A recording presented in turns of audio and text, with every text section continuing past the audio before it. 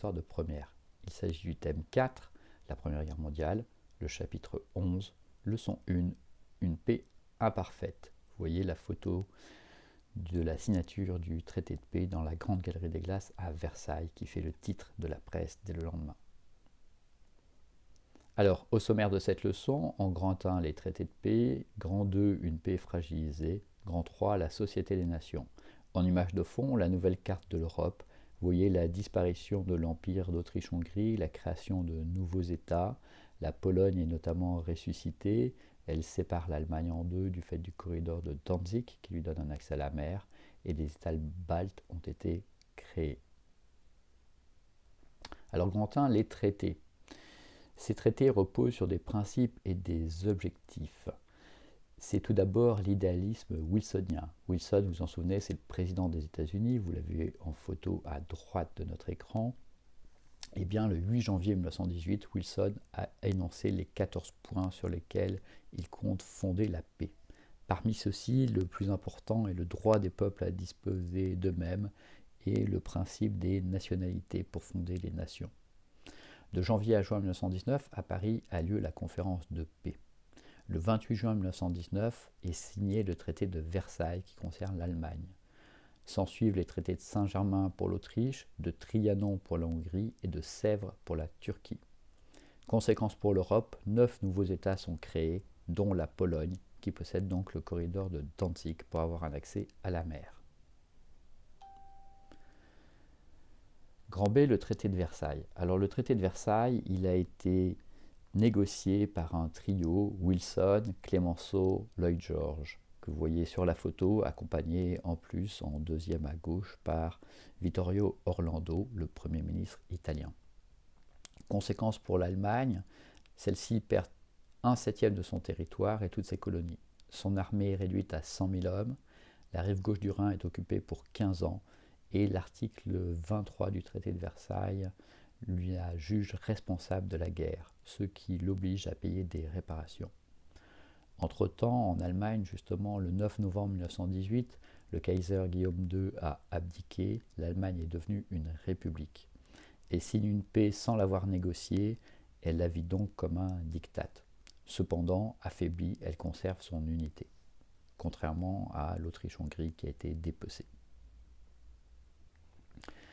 Grand 2, une paix fragilisée, et voyons tout d'abord les contestations. Tout d'abord, malgré les grands principes, les arbitrages sont toujours en défaveur des vaincus, comme par exemple la Hongrie, dont vous voyez la carte en bas à droite. En rose pâle, vous avez l'ancien territoire de la Hongrie, en plus foncé, le territoire après-guerre. Vous voyez qu'elle a perdu une grande partie de son territoire. Du côté des vainqueurs, on se pose des questions. Pour l'anglais John Maynard Keynes, dont vous avez la photo en haut à droite, ce traité est trop dur. En effet, il affaiblit l'Allemagne et l'empêche d'être un partenaire économique fiable pour l'Angleterre et risque de plonger l'Europe dans la crise économique. À l'opposé, le français Jacques Bainville, dont vous avez le portrait juste en dessous, trouve que c'est un traité trop faible car l'Allemagne y a été humiliée mais pas affaiblie. Elle voudra donc se venger et en aura les moyens. Enfin, du côté des vaincus, il y a des demandes de révision, notamment de la part de l'Allemagne et de la Hongrie. L'Allemagne cesse rapidement de payer les dommages de guerre, ce qui conduit la France à occuper la Rhénanie en 1923. La paix est aussi fragilisée par la poursuite des conflits. Les conflits se poursuivent en effet en Europe orientale, en Russie, en Pologne et en Bulgarie notamment contre les bolcheviks. En mai 1919, les Grecs entrent en Asie mineure. Ils veulent que tous les Grecs vivent dans l'État grec et donc veulent conquérir les parties de territoire habitées par les Grecs. Ils sont au début soutenus par les Français et les Anglais. Cependant, Mustafa Kemal organise la défense turque et les Franco-Britanniques finissent par abandonner les Grecs. Conséquence, les Grecs perdent les territoires situés en Asie mineure. Vous voyez en photo l'incendie de Smyrne, une grande ville grecque incendiée par les Turcs. Et en 1923, le traité de Lausanne conduit à la révision du traité de Sèvres avec des clauses beaucoup plus favorables à la Turquie que lors du traité de Sèvres. Grand 3, la Société des Nations, et bien justement pour éviter la guerre, les vainqueurs veulent fonder un nouvel ordre sur le droit. Un ordre qui proscrit la guerre avec un règlement des conflits par le droit. C'est une initiative de Wilson. Le siège de la Société des Nations est à Genève. Cependant, celle-ci comprend de nombreuses lacunes. Les États-Unis eux-mêmes, finalement, ne sont pas présents.